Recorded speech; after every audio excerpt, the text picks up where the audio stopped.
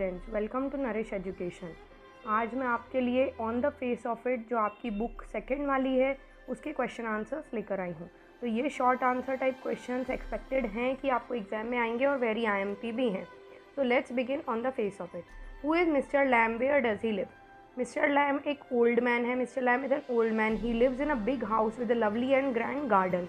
तो एक old man है जो एक बड़े से घर में रहते हैं और जिसके साथ ही लगा हुआ लवली और बड़ा सा गार्डन भी है। How does dairy gate into his garden? Dairy नाम का लड़का जो है वो उनके गार्डन में कैसे आता है? Derry climbs over the garden wall to get into his garden. तो डेरी क्लाइम करता है वॉल पर और उनके गार्डन में घुस जाता है। How does dairy get his face burned?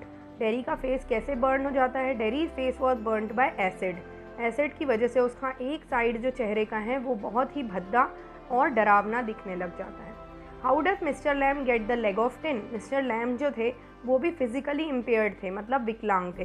तो उनकी टिन की लेग कैसे लगी थी? तो जब Mister Lamb was in army, जब वो आर्मी में थे तब उन्होंने अपना एक पैर खो दिया था बॉम्ब ब्लास्ट के कारण। तो ये रीज़न आपको याद रखना है कि बॉम्ब ब्लास्ट के कारण उन्होंने अपना एक लेग खो दिया था और वो काय से रिप्लेस किया गया था? एक टिन लेग से।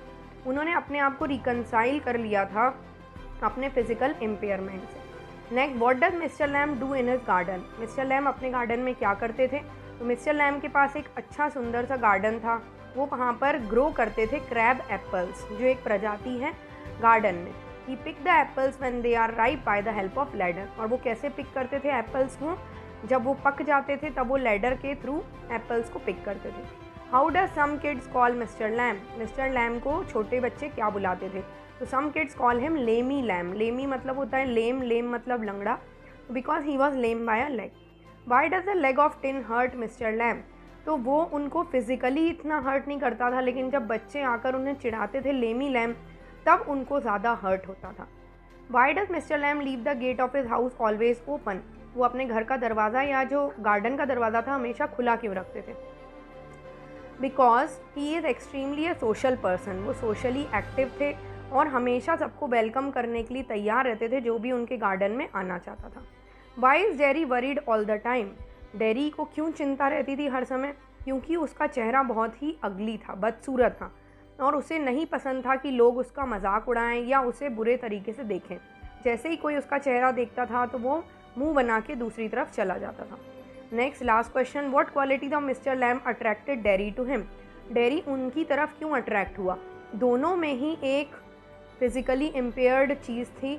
जैसे मिस्टर लैम का बहुत ज़्यादा फिज़िकली इम्पेयर्ड था और डेरी का सिर्फ चेहरा जो था, आधा चेहरा, वो एसिड से जला हुआ था, उसे एक कॉम्प्लेक्स था। लेकिन जब वो मिस्टर लैम से मिलता है तो उसकी लाइफ में एक बहुत बड़ा बदलाव आता है, टर्निंग पॉइंट आता है। मिस्टर लैम उसे कॉन्फिडेंस देते हैं और एनकरेज करते हैं कि तुम लाइफ के प्रति पॉजिटिव रहो, क्योंकि वो पूरे टाइम चिंतित रहता था। डेरी की लाइफ को एक नया मकसद मिल गया था, मीनिंग मिल गया था और ये सारा क्रेडिट मिस्टर लैम के मोटिवेशन और उनके एनकरेजमेंट के कारण हुआ था। अब वो अपने आप को इतना ज़्यादा, उसने देखा कि मिस्टर लैम तो खुद ही इतने ज़्यादा फिजिकली इम्पेयर्ड हैं, विकलांग हैं, लेकिन फिर भी उन्होंने हिम्मत नहीं हारी और वो लैडर चढ़कर एप्पल्स तोड़ रहे हैं। तो ये सब चीज़ें देखकर और उनकी बातें सुनकर डेरी जो है उनकी तरफ अट्रैक्ट हुआ था। आई होप आपको ये वीडियो समझ में आ गया होगा, ये क्वेश्चन आंसर समझ में आ गए होंगे। तो ऑल द बेस्ट, इसको अच्छे से याद करिए। Bye bye.